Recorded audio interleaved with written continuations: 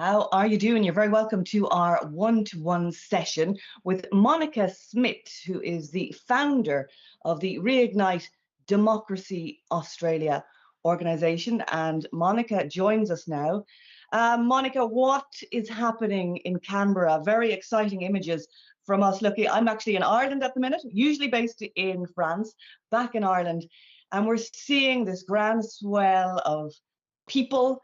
It's incredibly exciting from our perspective, especially considering what's also going on in Canada, in Ottawa, and we want to know more. What is happening? Well, last Saturday, which is now only 3 days ago, I went to Canberra, and I've got to say it was like the Christmas party after working really, really hard for 2 years.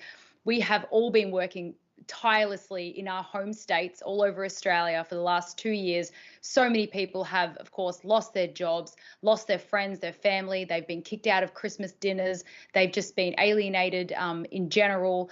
Kids have been locked out of, playgrounds and sporting communities and things like that. And last Saturday, 3 days ago, we all came together. Some people drove up to 40 hours. That's 40 hours of non-stop driving just to be there last Saturday. So it was the most gratifying and enjoyable day I have had in the last 2 years, and I think everyone there would echo those sentiments.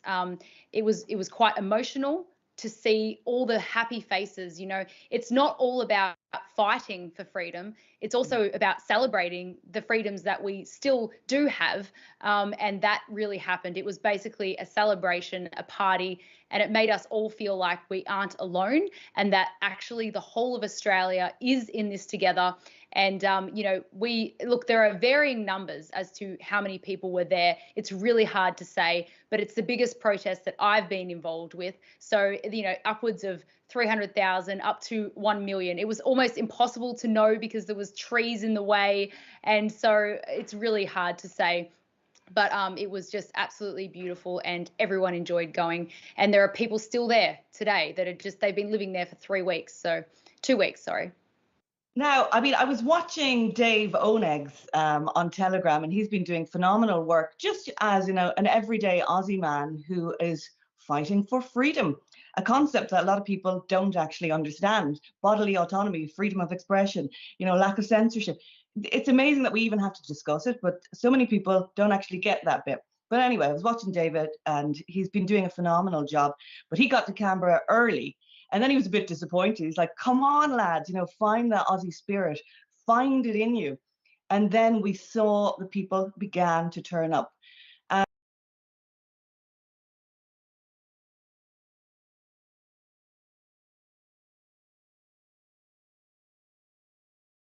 it's, this incredible moment. But who came? I mean, they're trying to pit vaxxers versus anti-vaxxers. They're trying to pit us all against each other. But I can imagine it was a big mishmash of everybody. You were there. Absolutely. Tell us. Yeah, I mean, there were people in wheelchairs. There was, transgenders. That sort of community. There was Catholics with crosses around their necks, and there was, Orthodox and Christians and Muslims and Indians, with turbans and all ages, babies to elderly people on walking sticks. Honestly, it was the most diverse crowd that you could possibly see in any situation. And there was no violence. There was absolutely nothing happened bad at all. They did, I will say, I've got your attention on this event, is that the telephone companies did absolutely shut down the tower. So we could do no live streams. We couldn't even call each other or send text messages from the event because literally nothing worked. I had to walk, I had to walk for 5 minutes or so just to send a text message that was really important. So it actually really interfered with the sound system and the workability of the whole speeches and everything. It really affected that. But, we soldiered through. But it was just such a diverse and peaceful event. I did not see one person with a frown on their face. Just a lot of people sunburnt because I'm still sunburnt from it. But yeah, it was very diverse. Yes, I'm looking like a ghost here beside you. I should have went a bit more heavy on the bronzer, but of course you're in your summer. And I saw there that there was a list of demands. I know Chief or Captain Hoodie was part of that deal, but did you achieve anything, apart from getting together? Do these mass protests, even though they're heartening to the soul, what do they actually achieve? I've got to say, the definition of insanity is to do the same thing and expect different results. While Australia and the world has been protesting for 2 years, and look, it hasn't changed policy. We can see that. It's very clear. What it does do is it empowers the people involved, though, and it's impossible to measure the impact of that itself on many other people around those people who go home and talk about the events and things like that. So I would say that they're worth it for that. And you also don't know how much quicker or how much worse things would have gotten had we not done the protest. It's impossible to know. So I definitely don't regret being involved in any of those events, and I don't think anyone should. However, I think it is really important to come up with new ideas that will actually affect policy change. And I think that will come in, with voting for the federal election coming up very soon in Australia. In the next 3 months, there will be a federal election. And we're really hoping that that momentum that we've built over the last 2 years with people who just want their inalienable rights back, their God-given rights, will actually vote correctly for candidates that will then represent our voice in the federal election, and then we can turn this whole thing around.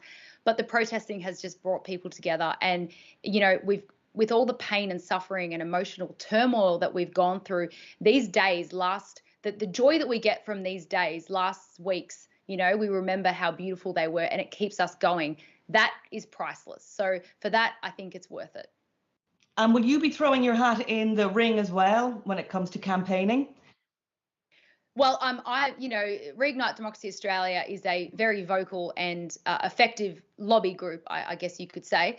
And my fiance, Morgan C. Jonas, he is running in the federal election, and I have decided to take the side seat there and support him running, and also using Reignite Democracy Australia as a robust campaigning lobby group to help freedom candidates that I think deserve to represent our voice.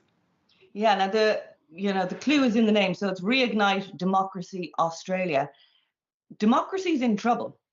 And, we're in a bad way. For anybody who's paying attention, in Europe, Canada, America, Australia, New Zealand, we've got this World Economic Forum clique taking hold, and they don't want to let go. And it's pretty scary. And I think what's more scary than anything is the amount of people going along with it without asking any questions. Is there hope for reigniting democracy, or is democracy done for? Do we need to come up with another idea? Well, it's clear that democracy is fading away quite quickly, especially because the protesting isn't working to affect change. In a working democracy, a protest this big would absolutely make the members of parliament change policy. In Victoria, which is a state in Australia, we had up to 10% of the entire state, including children and everything, 10% of the entire population of the state was on the streets to protest against the pandemic bill, and it ended up going through anyway, which means that the people who are making those legislations clearly do not care what the people think, which is very scary because we are the ones who vote for them. So if they don't care what we think, that makes me very concerned that there is some sort of sinister plan to delay elections or stop them completely due to public health or something like that. So I think democracy has been fading away in this country for decades, but none of us really realize, like the slow boiling frog scenario. But we know now. And this election is going to be different than any other election. And the freedom parties are going to have so many passionate volunteers.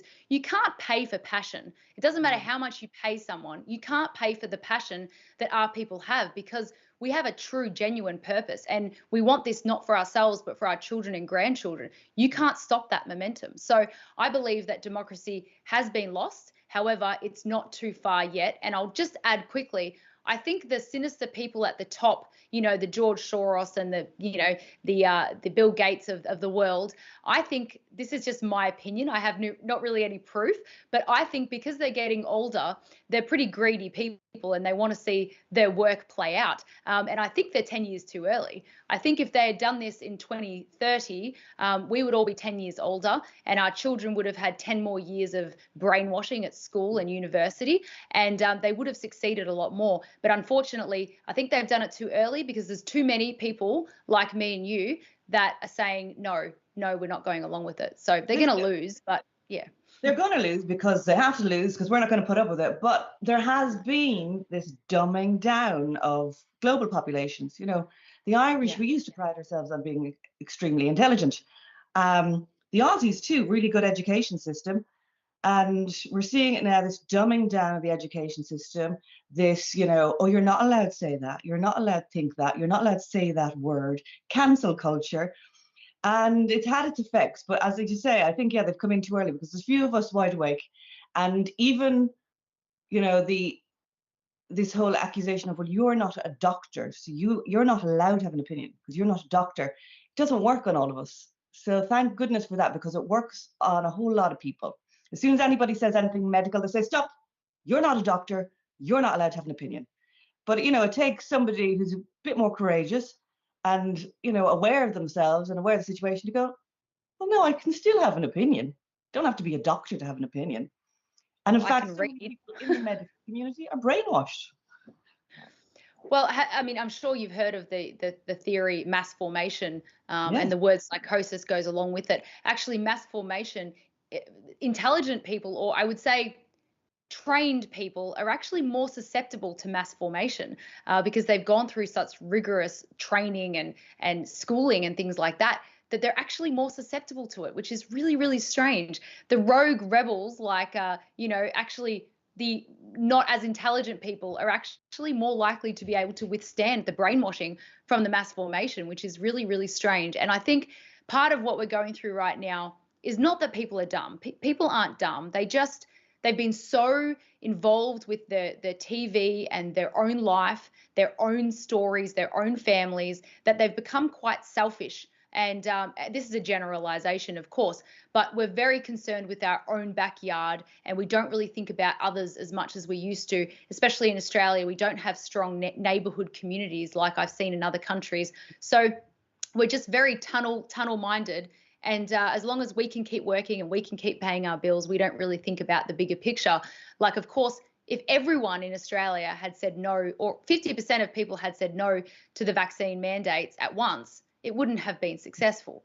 But that didn't happen because we're just so engulfed in our own lives. And I think that really the culture, the pop culture, the TV, the music, it's all very dark, you know, and I think that's played a really big role in this.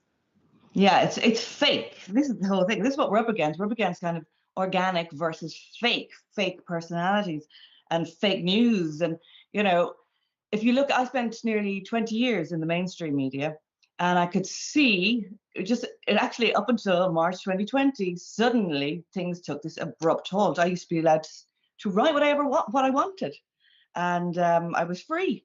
And then suddenly it's like, no,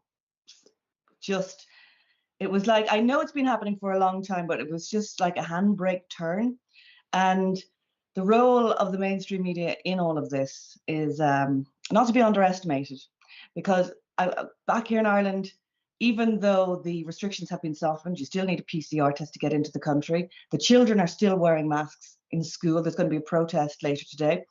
You walk into a shop, you have to wear a mask. So I don't know how the restrictions are that much softened. You walk into a pub, what's happening? People are walking into pubs with masks on, and then they're taking it off for their pints. Madness, you know. And there seems to be this idea that it's all been swept under the rug now, and there's nothing to worry about. I think people are asleep at the wheel. But tell us, what is the situation in Australia like? What are the restrictions like in Australia at the moment? Well, it's not a blanket answer because every state has actually been acting like its own country. It's very, very strange what's happened over the last 2 years. Borders have shut down. One state's doing this, the other state's doing that. So at the moment, Western Australia has the worst restrictions. They have only just recently opened their border. They had their border shut for at least a month, and they had like 8 cases. 8. 8 cases. And of Omicron, which is apparently not even that bad. And, they've just brought in a mandate in Western Australia for all members of Parliament must be vaccinated to even go and perform their job in Parliament. And then, of course, Victoria has mandated the 3rd shot, so the booster. Queensland has also done the same. Everything is different, but in terms of the masks and restrictions, again, it's very different. But in most states, it's exactly the same as what you're explaining with the mask indoors, and then you've got to walk in with it. And if you go to the toilet and stand up, you've got to put it on. It's just craziness. But really, what's the worst for Australia is the vaccine mandates. So thousands of teachers have lost their jobs. Thousands of frontline workers, nurses and doctors and paramedics have lost their jobs because of the mandates. And now those industries are having huge shortages. And, if you call for an ambulance, there is a huge delay. So people's health is actually being put at risk because of the mandate, not because of the lack of vaccinations. And they're screaming out that these nurses are overworked and there isn't enough staff, but there's thousands of nurses at home waiting to get their jobs back. So with the teachers, they have actually brought in foreign teachers who have language barriers to fill the positions of unvaccinated teachers. And they have let student teachers start teaching full time, even though they haven't completely finished their practical examinations and placements. So our children are actually being not getting the right teaching, and the medical system is completely understaffed and overworked. So the mandates is really what is causing the most pressure here. Yeah, and there's no other word for it. Then it's quite disgusting what's happening. This level of discrimination. You're trying to be diplomatic about these things, especially when you're dealing with people who believe it's all okay, and you're trying to go, you're trying to engage in a conversation. But ultimately, this level of discrimination is really disgusting because it is a medical experiment, and where there's risk, there must be choice. And people don't seem to even realize that they're taking part in a trial. So I think, again, the media and doctors, let's talk about doctors and their role they're playing in this. I don't understand why any doctor is putting this in anybody's arm, young or old. Why are they going along with this? To be honest, I feel really sorry for the doctors who can see what's happening and are turning a blind eye or somehow convincing themselves that they're not a part of this program. But they can see the adverse reactions. They know what's happening, and they're going to go through some serious mental anguish when this is all revealed, because they know deep down that they know. And so do the paramedics, and so do the nurses. So I really am sad for them that they've been dragged through this. A few doctors and nurses and policemen have come out in Australia, but it's few and far between. It's not enough. And just like what's happening in Canada at the moment, police are doing the dirty work of the government. And again, the mental turmoil that they will go through is going to be indescribable. And I wouldn't want to be them right now. But that's not an excuse either. I only feel sorry for them a little bit. I think at the end of the day, if you lose your job doing the right thing, then that's going to be a better outcome than doing the wrong thing and keeping your job. So they still have a chance to do the right thing and speak out. I just cannot believe that they're all going along with this. So it's really sad to see. And a lot of my family and friends have lost complete faith in all authority and hospitals and doctors. My mum had COVID, and she was, having a hard time breathing, and we threatened to take her to hospital in a way. And she said, I would rather die in this bed than go to the hospital. Do not take me to the hospital. And she said, the hospital is a killing field.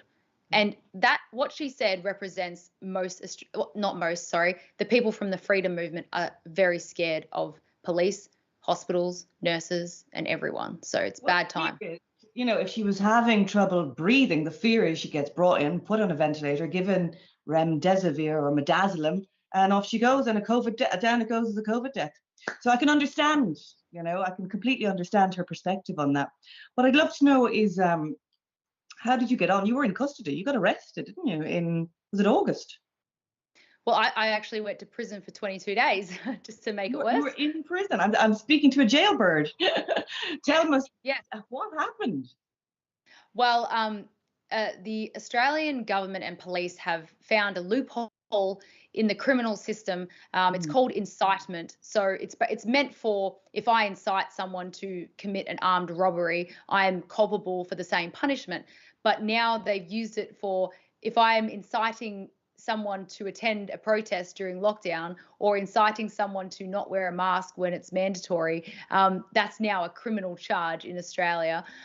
So basically I got charged with incitement, and then they gave me the most ridiculous bail conditions my lawyers had ever seen. They had seen people running through houses with knives with less bail conditions than mine.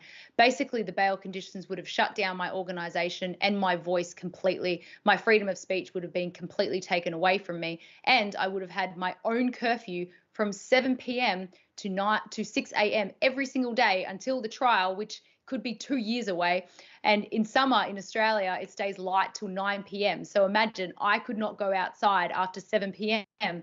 I said, heck no, I'm not signing those. So I went to prison to await the appeal. And we appealed the bail conditions, and we got all of those ridiculous ones taken away. So now I am free to continue my work. So it was worth every day. And how was it in there? What was it like? How were you treated? To be honest, quite well. Actually, there was some staff in there that actually saw my arrest online, and they were quote unquote fans of what I do. And so they were really nice to me, and it gave me a lot of time to think and rest. And I was working really hard. So I think God just said, look, you need to rest. The only way I'm going to get you to rest is put you in prison. So that's what he did. So it was okay. I mean, look, obviously it was traumatic. Being strip searched is something that you'll never forget. Well, yeah, I was a prisoner. Yes. Yeah. Twice. Yeah. And what the hell were they looking for? Well, when people go to prisons, they put things in places that they shouldn't put things in. Yeah. Wow. Because we had one of the campaigners in Ireland, Andy Heisman, he ended up in jail as well. It was something to do with not wearing a mask on a bus, just some kind of trumped up charge. And he ended up in jail. And funnily enough, when he went inside, he read the Bible a lot, and he came out changed. He said, it was God's guidance. And again, I don't know where I stand on the religious thing. I'm a searcher, and I'm a journalist. I'm always looking. Are you religious? What's your perspective? Yes. Yeah, I'm a Catholic. Haven't always been, but I did go back to being a Catholic about 5 or 6 years ago. Really helped me get my life on track. And no matter what you believe in, whether it's God or a creator or higher being or a vibe or an energy, it doesn't matter. But it does feel it's comforting to feel like something or someone is looking out for you. And it did give me a lot of peace in prison to know that I felt like I was doing God's will, and that he had called me to make that sacrifice. And it really had the effect that I would have hoped it had if I was going to be in that position. So it gave me comfort anyway. And was I reading that you got engaged when you came out of prison? Yeah. So apparently that was important news when I came out of prison. It was on the front page. Monica, I don't know how that happened. I don't know how I became like a reality TV show star. But yes, as soon as I got out, my then boyfriend proposed to me outside of the prison. So quite the story. That is a good story. That's one for the grandkids. And of course, this is why we do this. We do this for future generations, in honor of our ancestors, in honor of freedom. It's a big deal what we're doing. We're not doing it just to be disruptive or to be a pain in the ass.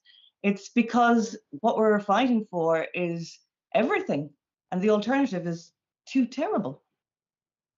No, and my biggest fear, not just for myself, but for other people, is that, let's say we do lose this completely, which I don't think we will, but I would rather be sitting in a concentration camp knowing that I did my best and we still lost, than sitting in that concentration camp thinking I could have done more. I think that would be more torturous to me than the concentration camp itself. So I just hope people realize that, the time is now to do the things that you can, not when it's too late. Absolutely. And talking to somebody like you who's so articulate, it is a reminder of using our voices, in whichever way we can, because we all speak differently and we all have different, colloquialisms and ways of expressing ourselves. But I read somewhere the earth is having a collective chakra clearing. And sometimes it feels like that because we're all kind of stepping into our sovereignty, if I'm allowed to say that, and finding our voices and speaking up and speaking loud and proud. Yeah, that's good. And something that I'm working on as well is, it's really great to empower one person at a time, but it's even greater if you can empower someone to empower someone else. That's where we really get that ripple effect. And so I'm working on some educational sort of little programs to help other people use their voice on their own social media and not be afraid. And I think if we can do that globally, it could make a huge impact. So let's hope that happens. Well, somebody who's not afraid of using his voice, and we had him on the Irish Inquiry, is Ricardo Bozzi. And I saw you were doing a piece. He's a contentious character because I suppose he's so forthright and he doesn't mind dropping the odd F-bomb or C-bomb.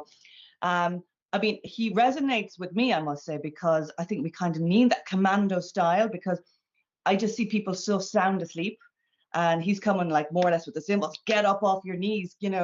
He's got that army, that military training. So it resonates with me, but maybe I'm a little bit hardcore too, and I kind of like that. And there's the people in the middle that just want a bit more diplomacy. But will you just give us your overview on Ricardo and his style and what he's planning for Australia? What do you think of it? Well, I went to one of his events, I think maybe 6 or 7 months ago now, and he's a great speaker, very patriotic. I like a lot of things that he says. He takes a bit of a hard line on Islam, a bit too hard for my liking.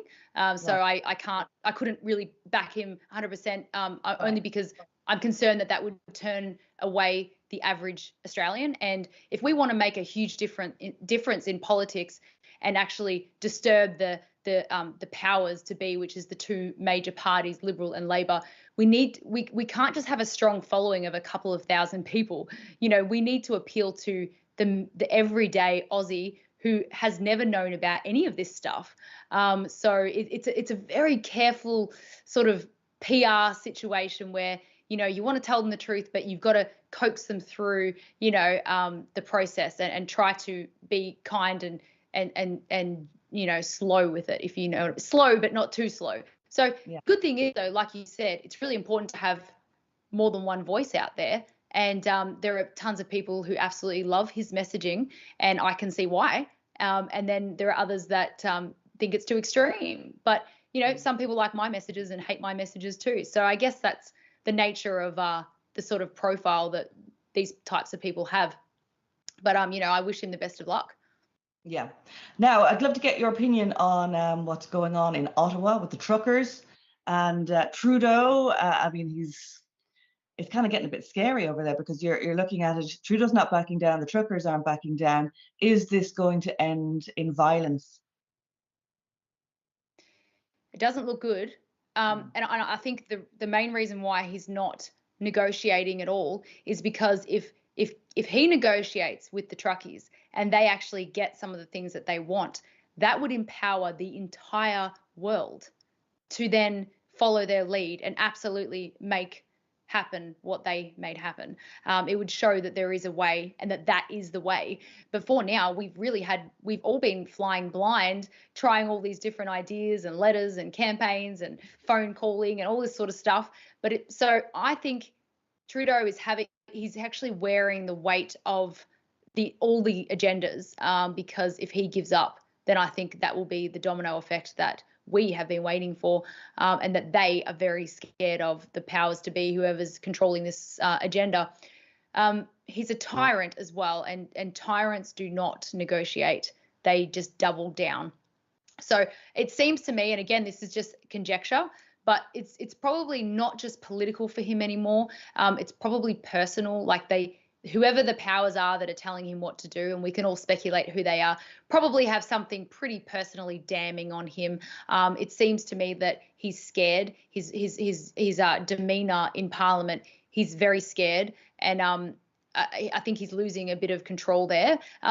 He's a human being, right? So this sort of pressure must be affecting him, and I really hope that he does crumble under the pressure. But I'm concerned that a narcissist tyrant with some sort of personal private information on the line is probably not going to give up. And in Australia we've seen some really violent police action. So what we're seeing in Canada brings back all those memories for us, and I just pray and hope that they can withstand the intimidation. Yeah, it's a big moment for humanity. It's an incredible time to be alive, and I must say, up until this point, my life was interesting, but it was, I was kind of like consumer, and everything was about career or paying your bills or, think about your pension. It was all kind of money orientated to a certain extent, but this has been the real catalyst of you're alive in a big way. This has been trying to find some kind of faith. What is the purpose of our existence? What are we here for? How important is freedom and bodily autonomy? Does censorship matter? Like, we have this opportunity now to ask ourselves these enormous questions and to step up to the plate. Would you give a message to the people of Ireland? Because some people are watching too much telly, they really are, and they need a little poke. And sometimes I give them a thump, it doesn't work. So maybe you, with your diplomacy skills, can give the people of Ireland a little nudge in the right direction and just explain what's going on. Well, firstly, I'll say that just some reassurance for the people that are already on our side that, this whole experience will make us better people. I mean, even look back 2 years ago, you were not the person you are today. And I'm sure that you're loving the new conviction and courage and strength that you have, even though it's hard. So we're all going to be really much better people after this. But to the people that are still, not sure and watching too much TV, I guess the only bit of advice I would give to them is try to let's start with 10 minutes a day. To take 10 minutes a day out, turn off all the music, all the TV, your phone and everything, and just sit on a park bench alone and just let your mind go. And then try to increase it to 15 or 20 minutes. I guess you could call it meditation, but with no structure. Just sit there and think. And I think we've lost that. We're always distracted, which means that we often do not get the chance to even think for ourselves. And we come up with opinions and decisions on topics that we actually did not make ourselves. We actually made them because of the influence of what we're watching and consuming every day. So if you want to make up your own minds, you've got to actually sit with your own mind for some time and you'll figure it out over time. But it takes a lot of commitment. But that would be a really great thing. And to the people who are trying to wake up people that they love and they're banging their head against the wall, like, why is this person not saying the truth? You've just got to be really kind and sympathetic with them and patient, kind of like a teenager. You just got to love them through the teenage crisis, right? Just like these people, you've been trying for 2 years. You're probably not going to wake them up with one sentence. So just love them and be there for them, because when they do click with what's going on, if you have severed those communication lines, then you won't be there for them. But if you just keep that communication line open as much as you can, then when they do wake up, they will then come to you and you can be family and friends again, because they will wake up eventually. So just be patient. Yes, really good advice. And it's so important to keep those communication lines open. It can be difficult at times, but, love trumps all. It really does. And it's so important. But anyway, it's lessons in diplomacy. So many lessons for all of us. It's been an absolute pleasure talking to you. We send our love to Australia. This is our moment. And we'll watch with anticipation. It's an incredible time. Thank you so much, Monica, for your time. Thank you so much for hearing what's going on in Australia. And I hope I can visit your country soon and celebrate freedom together. That would be absolutely wonderful. Well, we'll be back next week with a brand new guest. In the meantime, everybody stay strong, stay courageous, and we'll keep those lines of diplomacy open. Thank you. Take care.